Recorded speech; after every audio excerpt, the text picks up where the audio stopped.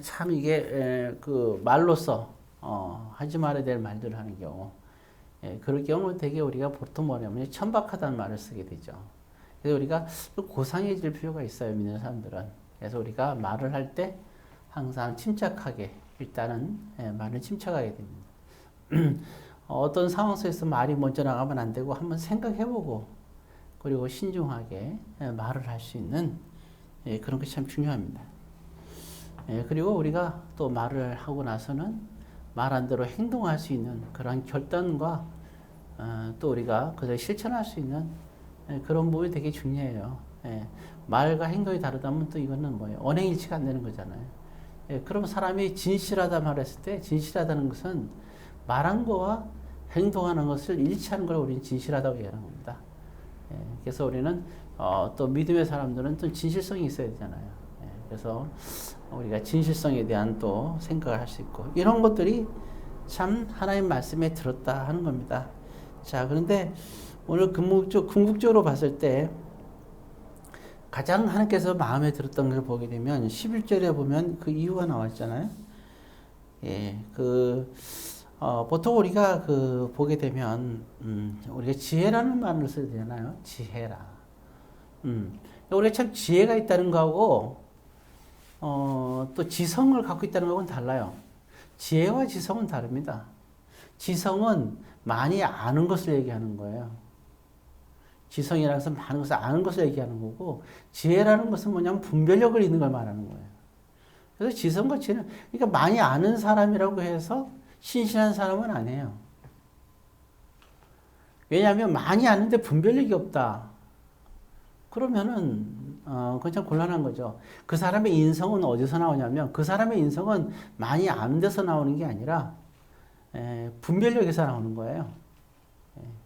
그래서 어떤 그런 중요한 어떤 그런 가치가 있는 거죠. 사람마다 저마다 다 가치가 있어요. 그리고 가치관이 있고, 가치관이 뭐냐면 그거는 판단력을 말하는 거예요. 이것이 자기 각자마다 사람들이 생각이 그래요. 난 이건 옳다, 이건 그러다. 나는 이게 참 좋게 생각한다. 이런 것을 우리는 보통 그런 걸 우리가 판단력이라고 그러는데, 그렇게 옳고 그르를 하는 걸 우리는 가치관이라고 합니다. 그래서 이런 걸 우리는 뭐라 하냐면 지혜라고 하는 겁니다. 지혜. 그래서 우리가 믿는 사람들은 지혜가 있어야 돼요. 예수님도 우리한테 말할 때 있잖아요. 너희는 지혜로운 자가 되라. 지성을 많이 갖고 많이 아는 자가 되라고 말하는 게 아니에요.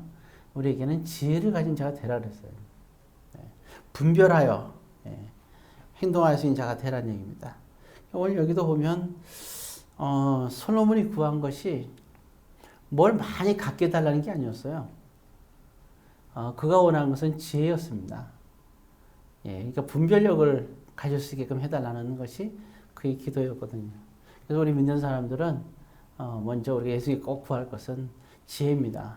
왜냐하면 예수님도 우리가 뱀같이 지혜로워져야 된다 했기 때문에 우린 지혜가 필요한 겁니다. 자, 일단 그래서 여러분들이 지혜가 우리 믿는 자들에게 필요하다 하는 것을 가져야 됩니다. 그래서 믿음에 어쩌면 믿음이라는 것도 우리가 무작위로 나름대로 하나님에 대한 마음만 있으면 되겠지 생각하는데, 그건 뭐 처음 신앙 때는 그럴 수 있을지 몰라요.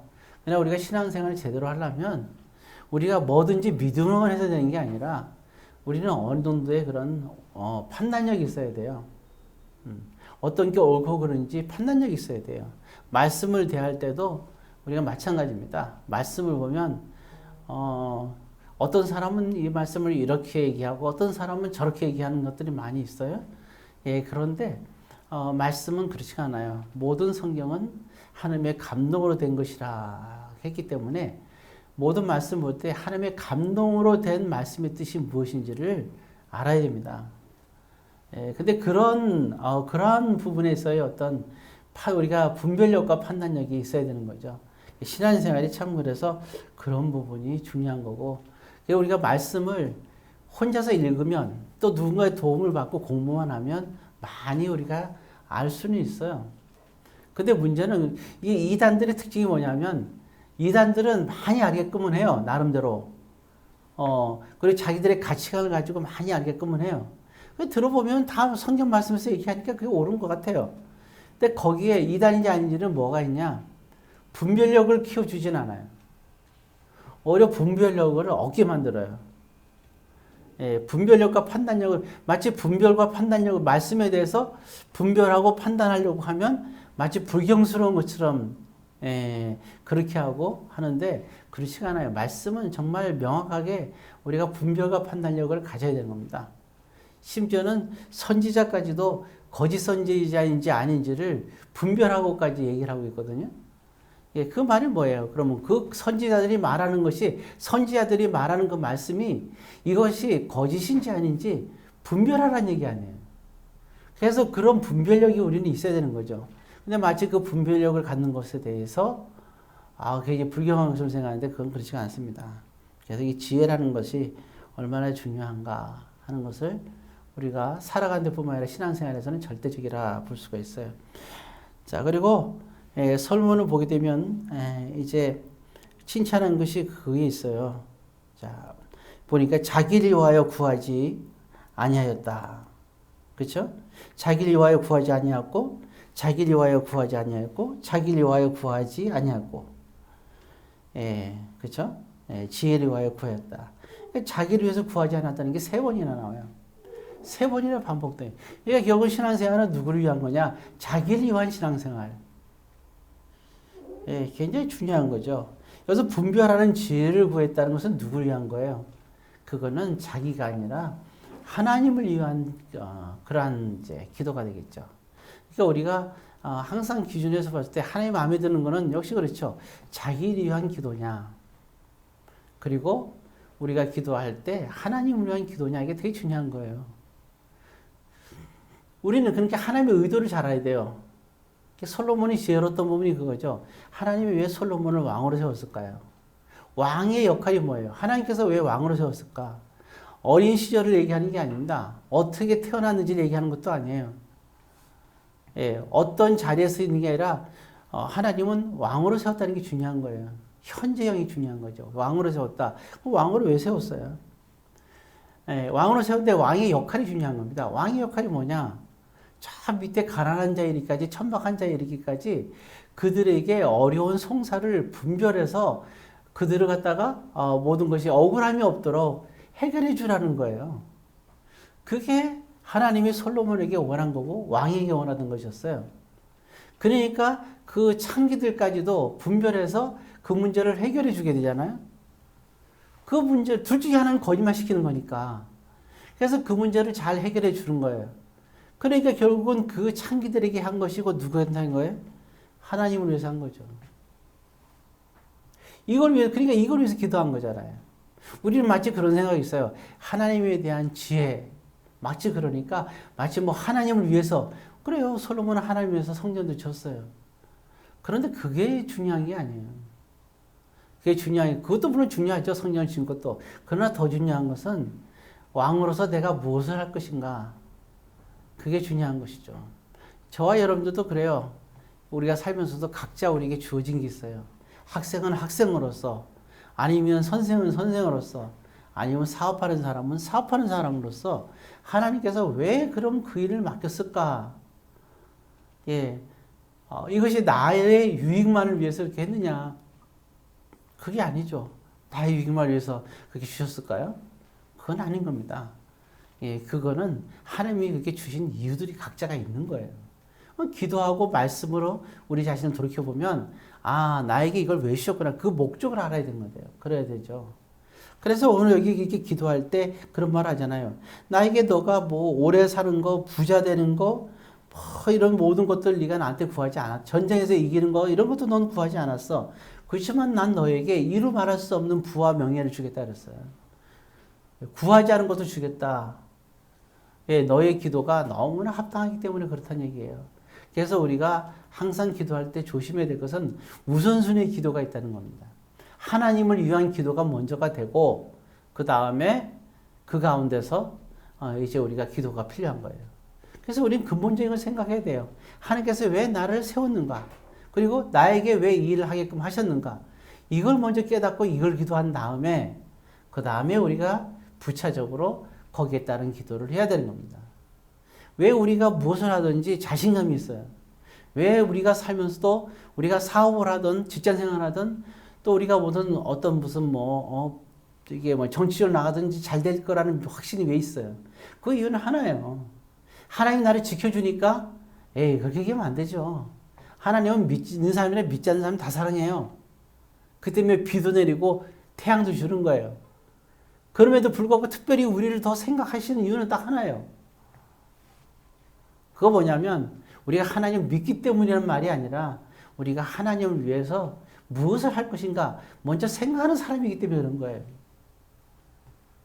그러니까 우리가 무엇을 하든지 하나님은 우리가 모두게끔 다 기도하는 걸 형통하게 들어주시는 거예요. 근데 우리가 만약에 지금도 만약에 하나님께서 나에게 무엇을 하기 원하는가 내가 있는 자리에서 그걸 깨닫지 못하고 그냥 나를 위한 기도만 한다면 하나님 마음에 들 리가 없죠. 왜? 그건 자기를 위한 기도잖아요.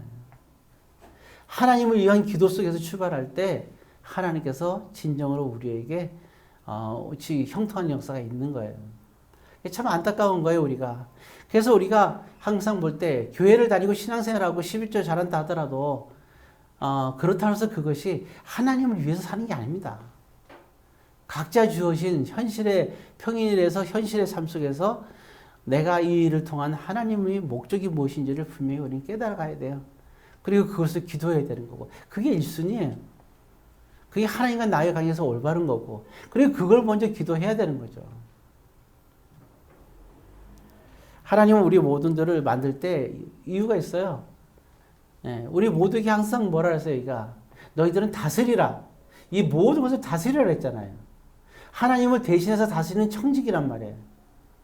그래서 우리가 하는 모든 일들은 다 청지기로서 사는 거예요. 게으른 자는 안 주지만 하나님께 충성된 자는 주는 거예요. 우리에게 청지기로서. 근데 우리에게 청지기로 맡겨주면 우리는 불평불만인 사람 있는 사람도 있어요. 그럼 우리가 하나님께 큰 기도하지 마세요. 우리에게 큰 선물을 줬단 말이에요. 그럼 선물을 주면 우리가 감당을 못한 사람이 있어요. 그럼 기도를 취소하면 돼요. 우리가 만약에 빌딩을 한 채 갖고 있어요. 우리는 기도하잖아요. 그래서 그거 갖고 하나님의 영광을 드러내요. 자, 그런데 기도했어요. 한 건물을 더 달라고. 또 한 건물 줬어요. 머리가 터져나가는 거예요, 이게. 너무 힘들잖아요, 관리하기가. 그럼 뭐라 그래요? 하나님 너무 힘들어요. 불평불만도 그러잖아요. 그러면 그 건물을 포기하면 돼, 팔아버리면 돼요. 안 그래? 하나님이 주신 건데 그럼 거부하면 되지. 그러니까 우리는 우리 자신들을 정말 잘 이게 살펴보세요. 정말 우리가 뭘 기도했는지도 알아야 되고, 근데 그런 게 왜 그러냐? 나를 위한 기도였기 때문에 그런 거죠. 내가 지금 만약에 그 두 건물을 감당하는 것이 내가 하나님을 위해서 무엇을 해야 될지를 알고, 내가 이것을 감당하는 이유, 힘들면서도 생각하잖아요. 건물 하나를 감당하는 게 더 우리는 행복한 거예요. 편안하다고, 인간적으로. 2개 감당하는 것은 더 힘든 거예요. 근데 우리는 2가지를 왜 감당하느냐? 우리는 이것을 감당함으로 인해서 내가 하나님의 목적을 내가 이룰 수 있는, 하나님의 뜻을 이룰 수 있는 정말 그러한 자가 되기를 원하기 때문에 우리는 그것을 기도하고 그것을 또 우리가 다루는 거죠. 똑같은 겁니다. 여러분들도 오늘 지금 왔을 때 하나님께 기도할 때 응답받았을 때 참 그렇잖아요. 응답받아서 은혜를 줬어요. 은혜 줬는데 난리 나는 거잖아요. 우리가 그죠? 힘들다고 난리가 나요. 그럼 못하는 위해서 그럼 간단해. 그러면 포기하면 돼. 그냥 주님은 돼요 다. 안 그래? 그렇잖아요. 내려놓으면 되지. 힘들면. 그렇다고 원위치로 가면 되는 거야 다. 그게 사람의 그릇이라는 거예요. 그래서 우리가 참 안타까운 거예요. 그건 뭐냐 결국은 불평이고 그리고 원망인 거예요. 하나님을 전적으로 신뢰하는 게 중요한 거예요. 그리고 이제부터 여러분들은 또 기도할 필요가 있어요. 하나님이 나를 향한 목적이 뭘까? 전에는 모르잖아요 우리가. 한참 잘할 때는 난 커서 뭐가 되지? 난 무엇을 할까 모르잖아요. 그러나 어느 순간에 보면 여러분들 성인이 돼가면서 하나하나 하는 일들이 이제 생긴단 말이에요 눈앞에서. 그럼 거기서 이제는 하나님께서 주어진 일이라고 믿고 이걸 통해서 하나님께서 나를 원하실까? 그리고 더 큰 기도를 해나가는 거예요. 근데 너무 힘들면 하나님 난 여기까지만 하겠습니다. 그렇게 살면 돼요. 그렇지만 내가 더 큰 일을 내가 해나가겠다는 그런 결단과 나가면 그런 것들 생각해봐요. 그러면 앞으로 더 주시면 어때요? 더 큰 걸 감당해야 돼. 그럼 자기 기도해야죠. 하나님, 여기까지가 너무 힘드니까 여기까지만 주세요. 이제 앞으로 더 큰 건 주지 마세요. 이렇게 기도하면 되죠. 그렇지만 내가 더 큰 비전이 있다면 하나님 더 큰 걸 주세요. 하나님이 아브라함한테 한 얘기가 있어요. 내가 너에게 소돔과 고모라로 저기 조카가 그죠? 소돔과 고모라 딱 갔을 때 땅을 찾으러 갔을 때 하나님이 아브라함에게 한 얘기가 뭐가 있어요? 그런 얘기를 하잖아요. 눈을 크게 뜨라 그러고 멀리 바라보라 그랬어요. 그래서 그 이유가 뭐라 그랬어요? 네가 보는 곳까지 내가 다 너희 땅으로 되게끔 하겠다는 약속을 하셨어요. 그러니까 우리는 눈을 얼만큼 뜨냐가 중요한 거예요. 눈을 뜬다는 것은 그만큼 감당해야 된다는 걸 말하는 거예요. 그래서 아브라함이 얼마나 돌아다녔어요. 이삭도 야곱도 정말 맨날 구박받고 돌아요. 근데 그 구박받는데 그게 돌아가면서 밟은 땅이 다 이스라엘 땅이 됐어요. 자, 이제 말씀을 마치겠어요. 갈라디아서 2장 20절에 보면 우리가 알잖아요. 이제 우리가 살아야 될 이유. 예수 믿고 구원받고 우리가 살아야 될 이유는 이제는 나를 사랑하사 나를 위하여 자기 목숨을 버리신 누구를 위하여? 예수를 위하여 사는 것이라 그랬습니다. 바벨탑을 쌓는데 그게 뭐 이렇게 잘못된 거예요. 근데 바벨탑을 왜 쌓냐는 이거야. 바벨탑은 사람들이 자기들 위해서 쌓은 거예요. 바벨탑을. 거기가 문제가 있는 거예요. 바벨탑을 쌓는데 생각해봤어요. 왜 하나님께 그 징계를 받았어요? 생각해야죠. 그럼 왜 그랬는지. 그 자기를 위해서 쌓은 거예요. 하나님이 그 인간을 만들 때 그러라 만든 거 아니잖아요. 사람들이 하나님께서 수많은 삶을 만들면서 다 하나님을 위해서 살라고 했는데 수많은 사람이 모여서 자기들을 위해서 탑만 쌓고 있으니까 하나님께서 흥분할 수밖에 없는 거 아니에요, 이게? 근데 요한 때 솔로몬은 자기를 위해서 기도하지 않았다. 여러분들도 나를 위한 기도에 그러한 참 1차원적인 그러한 동물적인 그러한 기도가 아닌 하나님을 위한 기도, 그리고 하나님께서 기도의 응답을 들어주시면서 진행돼 갈 때 감사하고, 여러분들이 감당하려고 하지 말고 힘들 때 성령 하나님의 힘으로 여러분들 잘 감당하면서 승리하시기를 주의 이름으로 권면드립니다. 기도하겠습니다.